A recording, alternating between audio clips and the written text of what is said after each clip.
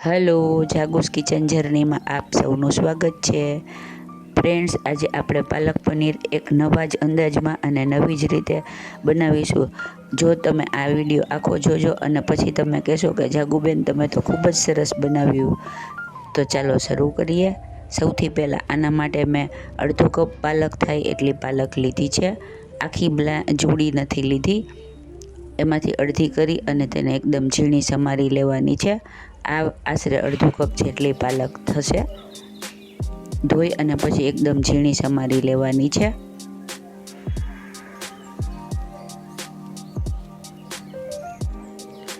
આ એક નવા જ પ્રકારનું પાલક પનીર છે, તો તમે આખો વિડીયો ચોક્કસથી જોજો. ખૂબ જ મજા પડશે અને બનાવવાની ખૂબ જ મજા પડશે અને બધાને ખૂબ જ ભાવશે. હવે આપણે 2 મીડિયમ સાઇઝના બટેટા બાફી અને લેશું અને તેને એકદમ મેશ કરી અને તેનો માવો બનાવી લેશું. આપણા બટેટાનો માવો રેડી થઈ ગયો છે. હવે આપણે તેમાં સમારેલી પાલકને લઈ લેશું અને મિક્સ કરી લેશું. ત્યારબાદ તેમાં 5 કપ જેટલો ચણાનો લોટ લેશું. વધારે જરૂર પડે તો તે પછીથી નાખી શકાય. અત્યારે આપણે 5 કપ લીધો છે. ત્યારબાદ તેમાં પિંચ જેટલી હિંગ, અડધી ચમચી જેટલું ધાણા જીરું પાવડર, પિંચ જેટલી હળદર, અડધી ચમચી કિચન કિંગ મસાલો અને અડધી ચમચી આદુ મરચાંની પેસ્ટ અને સ્વાદ મુજબ મીઠું લેશું. મસાલો આમાં કિચન કિંગનો યુઝ કરવાનો છે, તેનાથી આનો ટેસ્ટ ખૂબ જ સરસ આવશે. હવે 1 ચમચી જેટલું તેલ એડ કરીશું અને બધાને બરાબર મિક્સ કરી અને ડો જેવું રેડી કરી લેશું. ફ્રેન્ડ્સ, આમાં પાણી વગેરે કશું નાખવાનું નથી. બટેટાનું મોઇશ્ચર અને પાલકના મોઇશ્ચરથી જ આનો ડો રેડી કરવાનો છે. આ સ્ટેજે જો જરૂર લાગે તો થોડો ચણાનો લોટ વધારે ઉમેરી શકાય.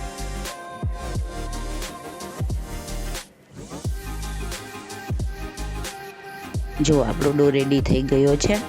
ડોની કન્સિસ્ટન્સી આવી રાખવાની છે. હવે આપણે 50 ગ્રામ જેટલું પનીર લેશું અને તેના નાના નાના પીસ કરી લેશું.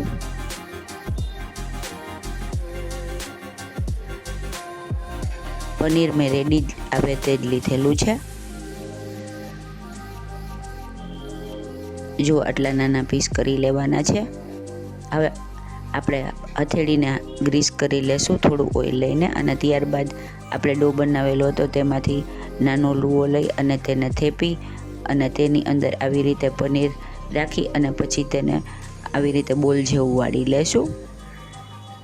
આ રીતે આપણે બધા બોલને રેડી કરી લેવાના છે. ફ્રેન્ડ્સ, જો તમે મારી ચેનલ પર નવા હો તો મારી ચેનલને સબસ્ક્રાઈબ જરૂરથી કરજો અને બાજુમાં રહેલ ઘંટડી દબાવી દેજો, જેથી મારી નવી રેસીપીનું નોટિફિકેશન સૌથી પહેલાં તમને મળે.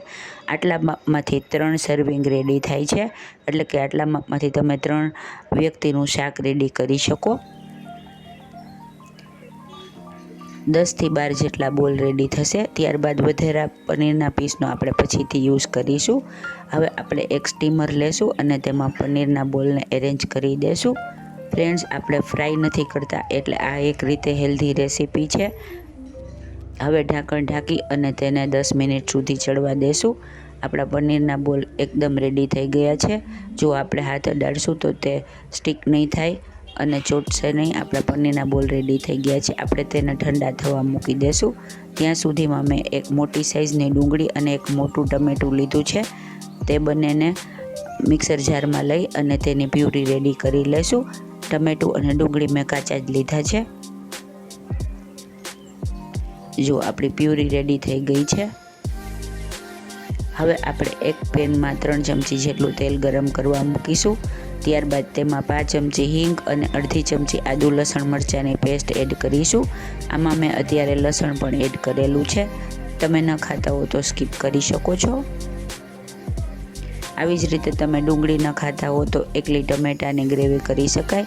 સાથે થોડા સિંગદાણા નાખવાના, જેથી ગ્રેવી ઘટ થશે. જો આપણે ટમેટાની અને ડુંગળીની રેડી કરેલી પ્યુરી હવે એડ કરીશું અને તેને થોડી વાર સાંતળીશું. ગેસની ફ્લેમ મીડિયમ રાખવાની છે. સહેજ તેલ છૂટું પડે ત્યાં સુધી આપણે તેને સાંતળવાની છે. ત્યારબાદ આપણે તેમાં થોડું પાણી એડ કરીશું. હવે ત્યારબાદ તેમાં 1 ચમચી લાલ મરચું પાવડર, 1 ચમચી ધાણા જીરું પાવડર, અડધી ચમચી જેટલો ગરમ મસાલો અને પિંચ જેટલી હળદર એડ કરીશું. અને ગ્રેવીના માપનું આપણે મીઠું એડ કરીશું. આપણા બોલ્સમાં પહેલેથી જ મીઠું છે એટલે મીઠું સહેજ જાળવીને નાખવું. અને ગરમ મસાલો અહીંયા પણ કિચન કિંગ જ વાપરવાનો છે.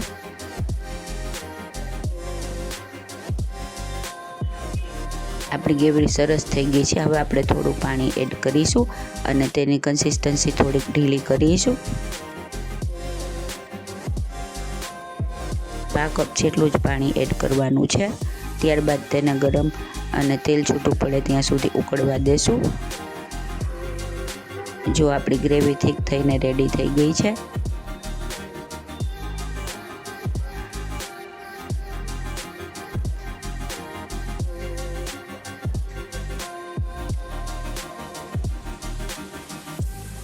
હવે આપણે થોડું પાણી એડ કરી અને તેને ફરીથી સહેજ વોટરી એવી કરીશું. આપણી ગ્રેવીની કન્સિસ્ટન્સી એકદમ સરસ અને થીક થઈ જાય અને પાણી અને ગ્રેવી એકબીજામાં મિક્સ થાય ત્યાં સુધી તેને ઉકળવા દેશું. ત્યારબાદ આપણે તેમાં રેડી કરેલા બોલને એડ કરીશું. આવી રીતે બધા બોલ આપણે 1 બાય 1 એડ કરતા જશું અને બરાબર મિક્સ કરી લેશું. ફ્રેન્ડ્સ, આ શાક રોટલી અને ભાત સાથે એટલું સરસ લાગે છે ને કે વાત જ ન પૂછો. તમે એકવાર ચોક્કસથી બનાવજો. પાલક પનીર આ રીતે તમે ક્યારેય બનાવ્યું નહીં હોય તો એકવાર મારી રીતે બનાવી જોજો. બધા તમારા ફેન થઈ જશે અને તમારા વખાણ કરશે અને કહેશે કે પાલક પનીર તો તમારું જ. હવે આપણે તેને ઢાંકણ ઢાંકી અને 10 મિનિટ સુધી ધીમા ગેસે ચડવા દેશું.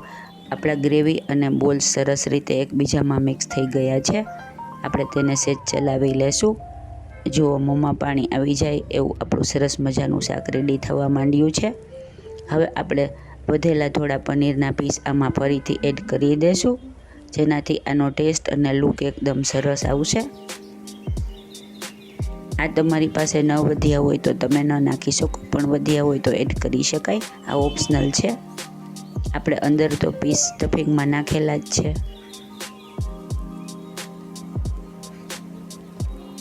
હવે ગેસ ઓફ કરી દેશું અને તેને સહેજ 2 મિનિટ ચલાવી લેશું.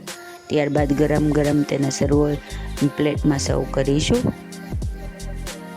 છે ને એકદમ જોરદાર. ક્યારેય પાલક પનીરનું શાક તમે આવી રીતે બનાવ્યું છે કે ખાધું છે? હવે આપણે તેને કોથમીરથી સજાવીશું. જુઓ, જોતાં જ મોંમાં પાણી આવી જાય અને બનાવવાનું અને બધાને ખવડાવવાનું મન થઈ જાય એવું સરસ મજાનું આપણું નવી સ્ટાઇલથી પાલક પનીરનું શાક રેડી છે. હવે આપણે તેની સોફ્ટનેસ જોઈ લઈએ. જો છે ને જોરદાર, એકદમ સોફ્ટ અને અંદરથી પનીરનું પીસ નીકળશે તો તે એકદમ સરપ્રાઇઝિંગ લાગશે. ફ્રેન્ડ્સ, જો તમને મારી રેસીપી પસંદ આવી હોય તો મારી ચેનલને લાઇક, શેર અને સબસ્ક્રાઈબ જરૂરથી કરજો. ધન્યવાદ.